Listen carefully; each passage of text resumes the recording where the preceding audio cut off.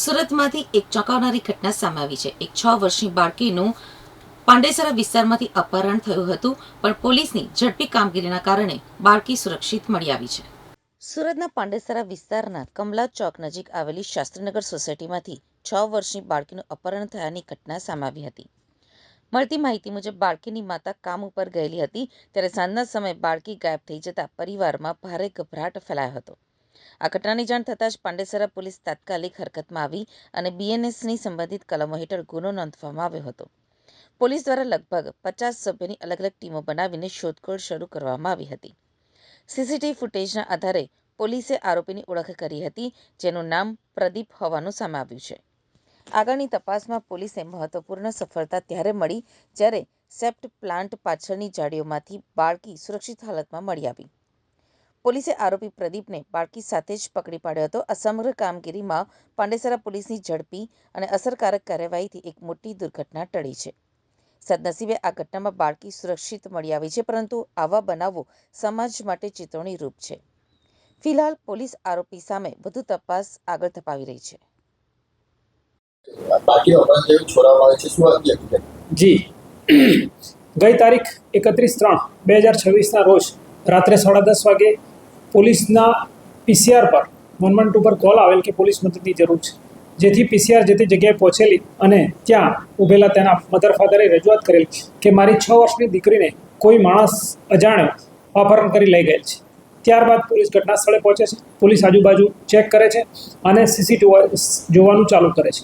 ત્યારબાદ એક માણસ આ દીકરીને લઈને જતો દેખાય છે, જેનો પીછો કરતાં કરતાં વડોદ ગામથી આગળ જાડી ઝાંખરીવાળા સુધી રસ્તા સુધી જતો હોય છે, પરંતુ આગળની કોઈ લીડ મળતી નથી। ત્યારબાદ તમામ સિનિયર અધિકારી આવી જાય છે અને આગળની લીડ મેળવતા વડોદ ગામથી પ્રાઇમ માર્કેટની જતા રોડ ઉપર બીજા સીસીટીવી ફૂટેજમાં તે દેખાય છે, જેની શોધખોળ કરતાં અમે આગળ જઈએ છીએ અને આગળ એક વેદાંત સાઈડ પર એક સિક્યુરિટી કર્મચારી આ દીકરીને લઈ જનાર કોઈ માણસને બતાવતા તે ઓળખી બતાવે છે કે આ માણસ અહીંયાથી 7 વાગે પસાર થયેલો હતો। ત્યારબાદ આગળના ભાગે જતાં કેટલોક જાડી ઝાંખરાવાળો વિસ્તાર હતો અને પાછળના ભાગે ખાડી હતી, જેમાં પાંડેસરા સિવાય ખટોદરા અને અલથાણની ટીમો બનાવીને પણ જગ્યાને સર્ચ કરતાં છેક સવારે 5:30-6 વાગે એક માણસ જાડીમાં દીકરી સાથે મળી આવે છે, જેની દીકરી હેમખેમ મળી આવે છે અને માણસ પણ ત્યાંથી મળી આવે છે, જેથી પોલીસે રાત્રે ગુનો દાખલ કરેલો હોય છે, જેના આધારે પોલીસ તેની ધરપકડ કરે છે અને આગળની કાર્યવાહી ચાલુમાં છે। સાહેબ, આ કોણ છે આરોપી અને એની લઈ જવાનું કારણ શું હતું? આરોપી પ્રદીપ નામનો માણસ છે, જે ભૂતકાળમાં કલર ટેક્સ તેમજ પારસ મિલમાં કામ કરતો હતો।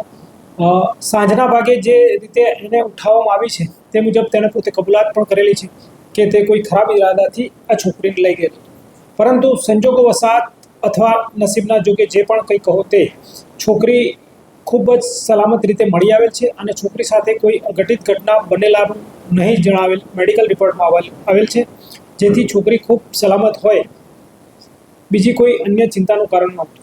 સાહેબ, આરોપી એકબીજાના પરિચયમાં છે, શું લાલચ આપી લઈ ગયા હતા અને કેટલા કલાક લાગ્યા આરોપીને શોધવા માટે પોલીસને? જી આરોપીએ છોકરીને સૌ પહેલાં કુરકુરે આપ્યા હતા અને ત્યારબાદ ચોકલેટની લાલચ આપી પોતાની પાછળ લઈ જતો હતો અને 100-1 મીટર આગળ ગયા પછી છોકરીને ચોકલેટ અપાવી પોતે ગોદમાં તેડી લીધેલી હતી અને 4 જગ્યાએ સીસીટીવીમાં પોતે હાથમાંથી તેડીને લઈ જતો હોય તેવું દેખાય છે। બનાવ 6:30-7 વાગ્યાનો હતો, પરંતુ માતા પિતાએ પોલીસને 10:30-11 વાગે જાણ કરેલી અને પોલીસે 11 વાગ્યાથી શરૂ કરીને લગભગ સવારે 6:30 સુધી હું પોતે 2 પીઆઈ, ડિસ્ટાફ પીએસઆઈ, માણસો ખટોદરા અને અલથાણની ટીમો મળી કુલે 30થી 35 માણસોએ આખી રાત સતત જ્યાં પણ શક્યતાઓ દેખાય ત્યાં તપાસ કરી હતી અને વચ્ચેથી આરોપીનો મોબાઈલ ઓળખાણ થતાં આરોપીનો મોબાઈલ પણ મળેલો, જેથી 2-3 વાર તેના લોકેશન પણ લીધેલા, જેના આધારે પણ અમે આરોપી સુધી પહોંચી શકેલા। સાહેબ, આરોપીનું નામ શું છે, કેટલી ઉંમર છે, મેરિડ છે, શું છે ઇતિહાસ? આરોપીનું નામ છે પ્રદીપ ઉર્ફે ભગવત, જેની ઉંમર 33 વર્ષની છે, પોતે મેરિડ છે, તેને 2 દીકરીઓ છે અને તે બિહારના ઔરંગાબાદ જિલ્લાનો વતની છે। સર, આજે બાળકીને શોધવા માટે પોલીસે કેટલા સીસીટીવી ફૂટેજ તપાસ્યા? જી બાળકીને શોધવા માટે લગભગ 40થી 45 સીસીટીવી ફૂટેજ જે વડોદ ગામમાં ભૂતકાળમાં નહોતા અને એ પણ પોલીસે મહેનતથી લગાવેલા હતા અને 40 થી 45 ફૂટેજ સમય અનુસાર ચેક કરતાં બાળકીની લીડ મળી હતી. સર શું ઈરાદો હતો એને અપહરણ કરવાનો ઈરાદો શું? ઈરાદો કરવાનો તો સ્પષ્ટ એનો દુષ્કર્મ કરવાનો હોય એવું જણાય છે, પરંતુ સદનસીબે મેડિકલ રિપોર્ટમાં એવા કોઈ એવિડન્સ મળ્યા